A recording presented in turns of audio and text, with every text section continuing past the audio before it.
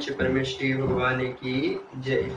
भक्तामृत की इस क्लास में हमने 18 श्लोकों को पढ़ लिया है। आज की क्लास में हम 19वें श्लोक को देखते हैं। आइए पहले हम एक एक शब्द को उच्चारण करके देखें, उसके बाद पूरे श्लोक का उच्चारण करेंगे। देखिए, किम सर्वरीषु शशिनाहनि विवस्वतावा युष्मन्मुखेन्दु दलितेषु तमः सुनाथ निष्पन्नशाली वनशालिनी जीवलोके कार्यं कियज्जलधरैर् जलभारनम्रै। इस प्रकार पढ़ना है। अब आइए हम पूरे श्लोक का उच्चारण करते हैं।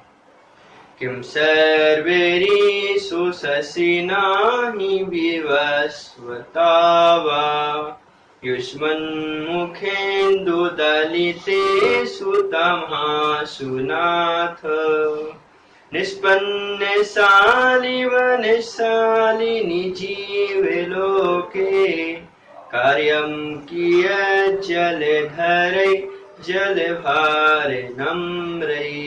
ऐसे ही आप भी बहुत ही शुद्ध उच्चारण पढ़ें। एक बार सुने, उसके अकॉर्डिंग पढ़ें, ठीक है। अब आइए एक एक शब्द का अर्थ करते हैं और संधि विच्छेद भी हम करते हैं। देखिए, किम सर्वरीषु शशिनाहि विवस्वतावा, तो शशिनाहिनी में शशिना अहनी निकलेगा और आगे अंतिम पंक्ति में एक संधि विच्छेद है कियत जल धरैर, तो यहाँ पर कियत हो जाएगा, आगे जल और रा का विसर्ग हो जाएगा तो शब्द हो जाएगा धरई। इस प्रकार से ये। अब आइए के शब्द का अर्थ देखते हैं। किम क्या सर्वरीषु रात्रि में शशिना चंद्रमा से और अहनी अर्थात दिन में विवस्वता अर्थात सूर्य से बा अर्थात अथवा युष्मन आपके मुख इंदु रूपी चंद्रमा से। इंदु शब्द का अर्थ होता है चंद्रमा, तो आपके मुख रूपी चंद्रमा से दलितेषु दलित होने पर, नष्ट होने पर, तमः अर्थात तम अंधकार, सु इसी में आ जाएगा तमासु और आगे नाथ, हे नाथ, हे जिनेंद्र भगवान।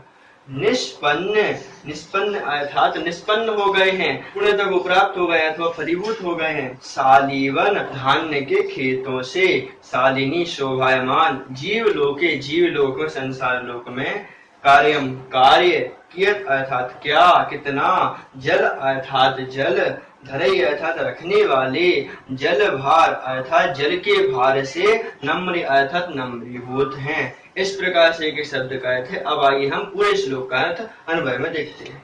नाथ अर्थात हे नाथ, हे जिनेंद्र भगवान, तमहासु तमहा के अंधकार के आपके मुख रूपी चंद्रमा के द्वारा दलितेषु नष्ट हो जाने पर, सर्वरीषु रात्रि में, शशिना चंद्रमा से अथवा दिन में सूर्य से, किम अर्थात क्या क्या प्रयोजन है, अर्थात हे जिनेंद्र भगवान आपके मुख रूपी चंद्रमा से जो अंधकार था वह अंधकार दूर हो गया है, तो रात्रि में जो अंधकार को दूर करने वाला है ऐसे चंद्रमा से और दिन में जो अंधकार को दूर करने वाला है ऐसे सूर्य से क्या प्रयोजन है। उसके आगे उदाहरण दे रहे हैं कि निष्पन्न शालीवन, निष्पन्न पके हुए, शालीवन धान्य के वनों में, धान्य के खेतों में, शालिनी अर्थात शोभायमान, जीवलोक के संसार लोक में, जल भार नम्रई जल के भार से नम्रीभूत, जलधरई जल को धारण करने वाले ऐसे बादलों से,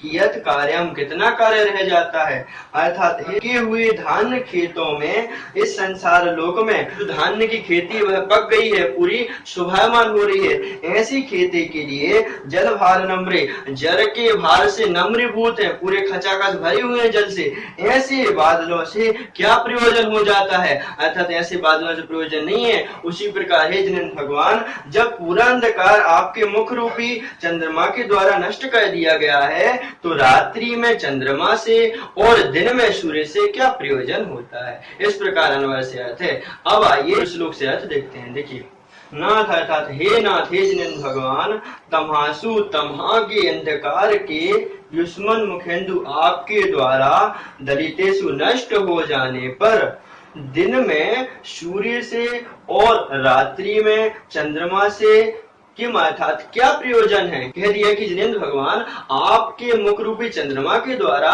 समस्त प्रकार का अंधकार नाश हो गया है, तो दिन में सूर्य से और रात्रि में चंद्रमा से क्या प्रयोजन रह जाता है। इसके लिए एक उदाहरण दे रहे हैं कि जिस प्रकार निष्पन्न पके हुए शालीवन धान्य के वन से शालिनी शोभायमान जीवलोक के संसार लोक में, इस संसार में जल भार नम्र, जल के भार से नम्र था झुके हुए हैं। कौन? बादल। तो बादल ऐसे हैं जो जल के भार से झुके हुए हैं, पूरे लबालब पानी से भरे हुए हैं।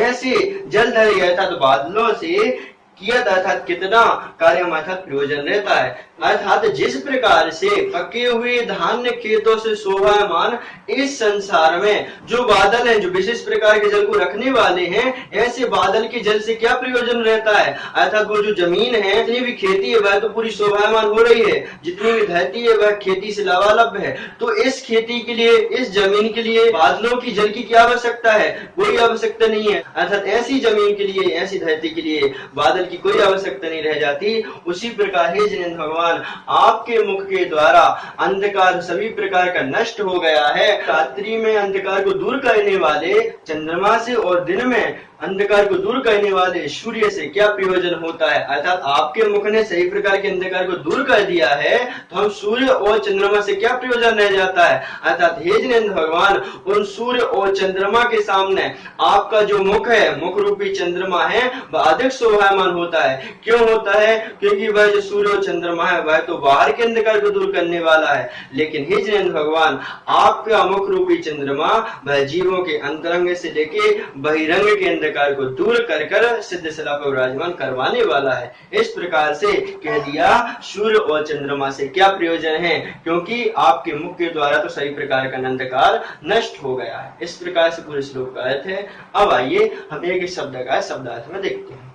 तमहा अंधकार, युष्मन आपका जिनेंद्र भगवान का मुखेंदु, मुख रूपी इंदु, इंदु अर्थात चंद्रमा, तो मुख रूपी चंद्रमा अथवा मुख चंद्र दलितेषु नष्ट सर्वरीषु रात में, शशिना चंद्रमा से, अहनी दिन में, शालिनी शोभायमान। किम अर्थात क्या प्रयोजन है। ऐसे सूर्य और चंद्रमा से कोई प्रयोजन नहीं है, क्योंकि इन दोनों से बढ़कर आपका मुख रूपी चंद्रमा संसार के अंधकार को, अंतरंग और बहिरंग अंधकार को दूर करने वाला है। इस प्रकार पूरे श्लोक का अर्थ हो जाता है। यदि आप बार बार देखेंगे तो आप एक एक शब्द से अर्थ लगाना सीख जाएंगे। अतः आज की क्लास के लिए इतना ही। आगे की क्लास में हम एक और श्लोक को पढ़ेंगे। जय जिनेंद्र।